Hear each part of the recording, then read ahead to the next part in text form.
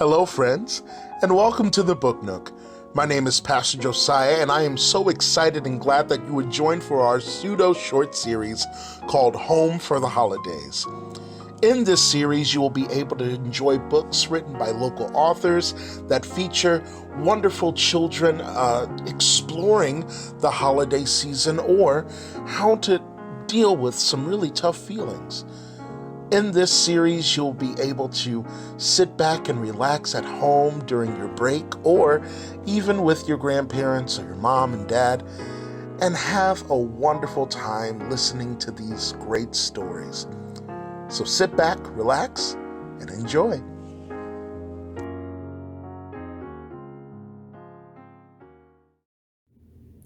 Mindfulness in Me, written by Tiffany Thompson, illustrated by Keenan Tenen. As read by Tiffany Thompson.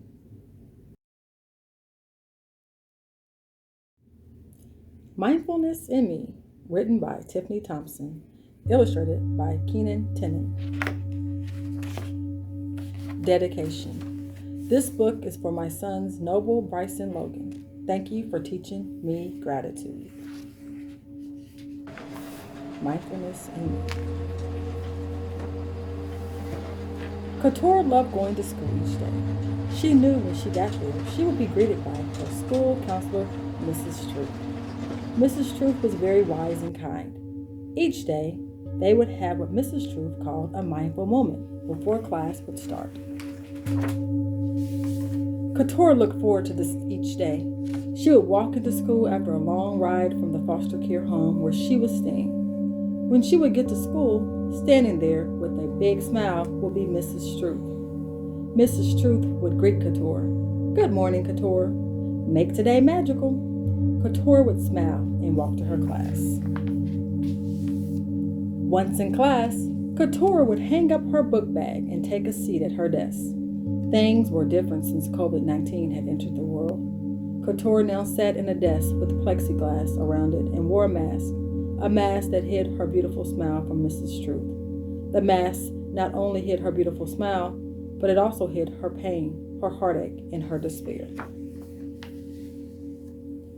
Couture sat quietly in her seat as she signed on to her Chromebook. The teacher, who also was at her desk behind a plexiglass, began the day with a greeting, checked in, and reminded the students that Mrs. Truth would be coming to class today. Couture really enjoyed Mrs. Truth's presence in her class. Couture often did not connect with her teacher, but would immediately see herself in Mrs. Truth. So much so that Couture would daydream about being Mrs. Truth. She played pretend in her mind that she was coming into the room to give a lesson. She had taken a paper bowl from home and used her pencil to stir it around as though it was a singing bowl. She hummed a sound that radiated vibrations throughout her body as she sat in quiet. During this time, Couture would drift away, as she often did when Mrs. Truth came to her class.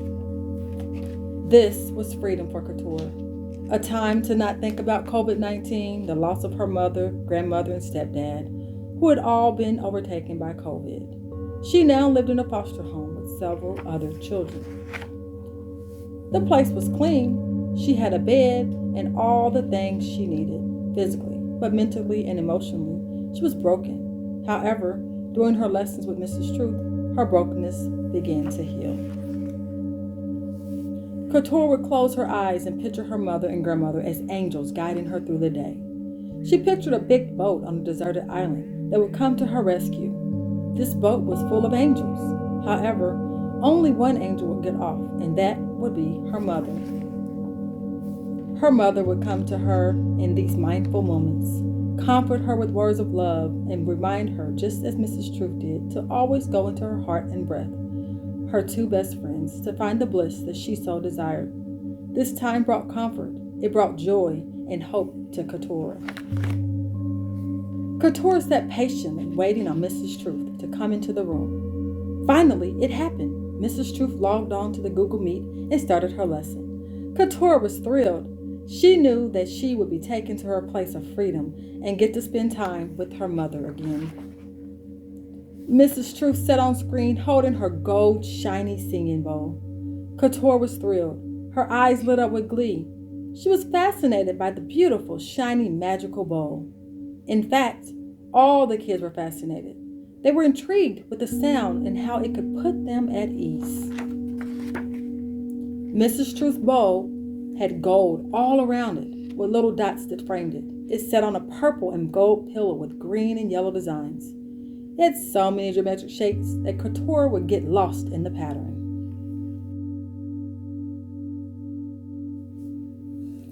Mrs. Truth held the brown stick with red leather in her hand. She called the children's attention. They were mesmerized and in awe of this bowl, the magical singing bowl that seemed to take away their pains, even if only for a moment. Yet, this moment meant so much to each of them that they could not get enough of the sound coming from this bowl.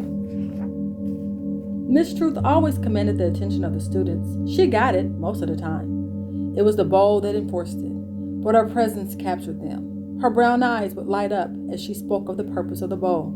Mrs. Truth always spoke with clarity, but had a gentle firmness that warmed the hearts of the children. This day, Couture was feeling quite emotional. The students had just returned to school after a shutdown for 2 weeks due to COVID-19 cases rising in her district. The thought of COVID brought anxiety to Couture. She had seen the destruction. She had felt the pain that this virus had brought to her community. Although Couture was only 9 years old, she was not 9 years old in her experiences of pain and sorrow. Police shot down Couture's father when she was just a young toddler. A protest broke out over this murder, and she vaguely recalled walking in the streets with her family as they demanded for the arrest of the police. The police were never arrested or charged. This grieved Couture's mother and grandmother for years, but Couture was able to somehow mask her pain and forge forward in love. Her brokenness was her bliss, and her bliss was her faith and love that she had been exposed to often from her family. She missed them all dearly. She would often capture some of their spirit through Mrs. Truth. She loved Mrs. Truth's lessons on mindfulness. She felt that this was for her. Couture could not wait to go into the mindful state and disconnect from the world.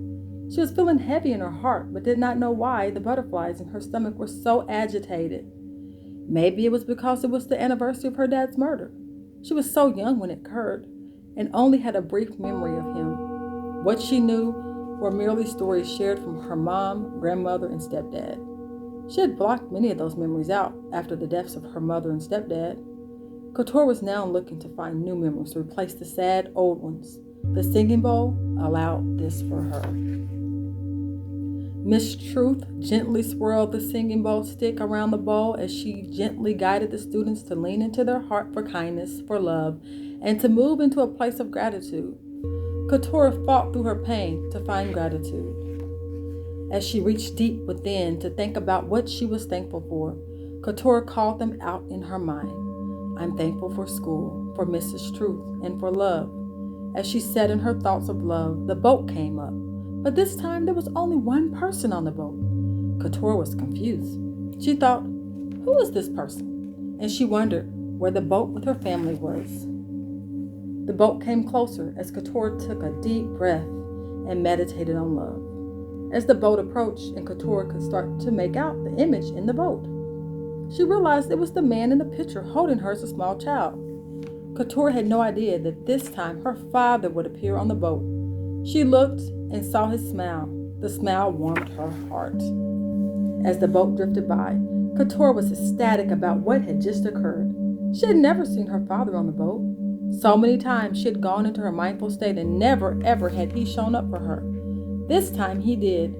Couture was confused but delighted. She continued to breathe deeply and focus in on her heart. The more she became conscious and aware, the more blissful she felt. She breathed in love and out love. Couture was so happy to have this moment to herself, this moment to be free in her imagination. She created balloons and ate ice cream in her isolated thoughts alone. She explored all the pieces of her mind that she never knew existed. This was the first time that the boat actually made sense. She realized that if we are all traveling, we are all passing through. The passage is different for us all, but the journey is free. Miss Truth swirled the singing stick one last time as the sound resonated over the speaker, and Mrs. Truth requested the children to come back to the state of being and to focus so that they could have a productive day. Keturah was so excited she could not wait to write in her journal what she had just experienced. Mrs. Truth and the children opened their eyes and journaled their experiences, just as Keturah had hoped. Keturah wrote about a magical and beautiful story using her imagination. She wrote about the boat and all the people that normally came to her, but how this time it was just her dad. She wrote about his bright smile, and then she talked about the balloons and the ice cream she had consumed. She smiled under her mask, a smile of gratitude to Mrs. Truth for allowing her to realize her truth, the truth that had been within her for so long but never written before. The truth is, Keturah is a kid who wanted to have fun and play. She loved to draw and enjoyed being in her imagination. Today, she experienced her imagination in a new light. Thanks to Mrs. Truth, Keturah was able to uncover that love surrounds her. She discovered that in her mindful moment, when it was just her, Keturah could be, and she was free. In her imagination and mindful moment, COVID did not exist, but her dad, mom, grandmother, and stepdad all did. In this moment, ice cream was abundant and balloons were given to everyone. She was free to be the I that she had always dreamed to be in this magical moment of mindfulness. The end. I hope you enjoyed that book as much as I did, friends. Thank you so much for joining us for our Home for the Holidays series, and I'll catch you next week with another wonderful book. My friends, if you all just remember this one simple thing, I think you all will have a wonderful holiday season. I love you, and God loves you. Happy holidays.